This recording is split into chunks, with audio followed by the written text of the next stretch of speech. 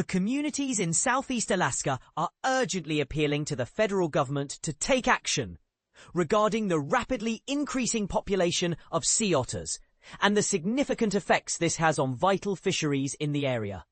In July, the city and borough of Wrangell passed a resolution that calls for federal agencies to collaborate with Alaska Native tribes and state authorities to tackle the issue of the surging sea otter numbers in Southeast Alaska.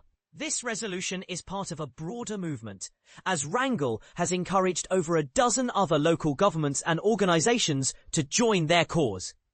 So far, at least 2 other communities have responded positively. Petersburg is contemplating a similar resolution, while Haines has already approved one just last month. The primary concern among these communities centers on how the sea otters are affecting species that are essential for both commercial and subsistence fishing. Critics argue that the feeding habits of sea otters are contributing to the decline of various marine species, including crabs, oysters, sea cucumbers, and abalone. Craig Loomis, a member of the Haines Borough Assembly who supported the resolution, shared his perspective in a recent interview, stating, "Back in the 60s and 70s, you could drop a crab pot anywhere in Glacier Bay and catch all sorts of crabs. Now, it's nearly impossible to catch a crab." This stark contrast highlights the dramatic changes in the marine ecosystem over the decades. Scientific research has provided some evidence to support these concerns. For instance, a study conducted in 2013 indicated that the presence of sea otters was accelerating the decline of sea cucumbers.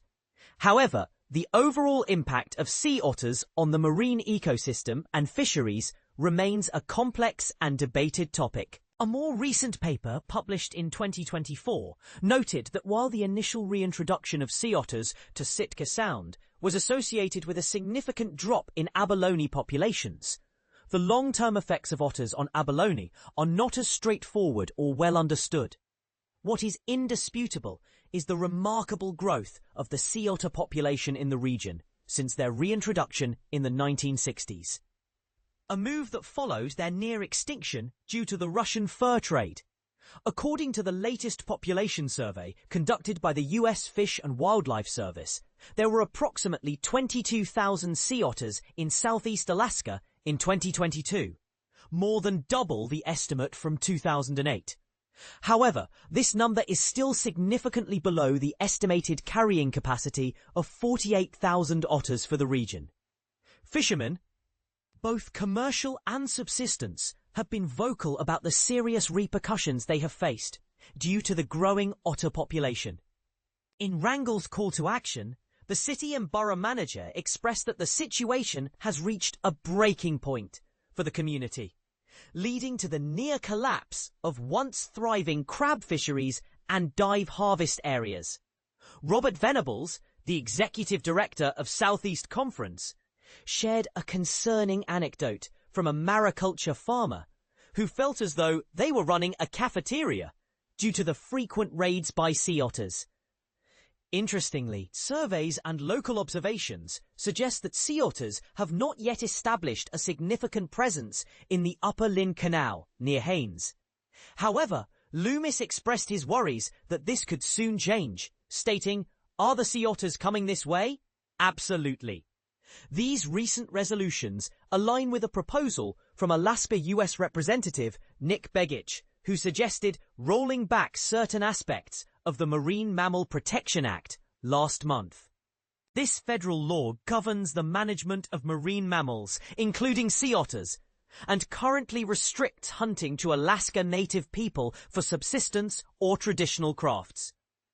The resolutions from Southeast Alaska communities are calling for federal agencies to create new management strategies, offer disaster assistance to affected fisheries, and ease restrictions on how Alaska Native hunters can utilize sea otters. Venables pointed out that the existing federal management framework does not permit a proactive approach to managing the sea otter population, which is why Wrangell has taken the initiative to lead this effort, with support from Southeast Conference and other stakeholders. This is not the first time these concerns have been raised. For over a decade, communities, crabbers, and dive fishermen have sought relief from the challenges posed by the expanding sea otter population. Just last year, officials in Ketchikan urged the Alaska Board of Game to develop a management plan for sea otters. But the board rejected the proposal, citing the federal protections in place for the species. In 2019, a gathering of federal and state officials, scientists, fishermen, and tribal representatives aimed to identify potential solutions to the conflicts arising from the rising sea otter populations. This meeting resulted in a report that suggested next steps could include further research, the development of local harvest plans, and seeking funding for a sea otter skin sewing program. When approached for comments, representatives from the U.S. Fish and Wildlife Service provided several resources related to sea otter management in Southeast Alaska, but did not address the specific resolutions or the broader issue. Similarly, staff from the Alaska Department of Fish and Game declined to comment and referred inquiries to the federal agency.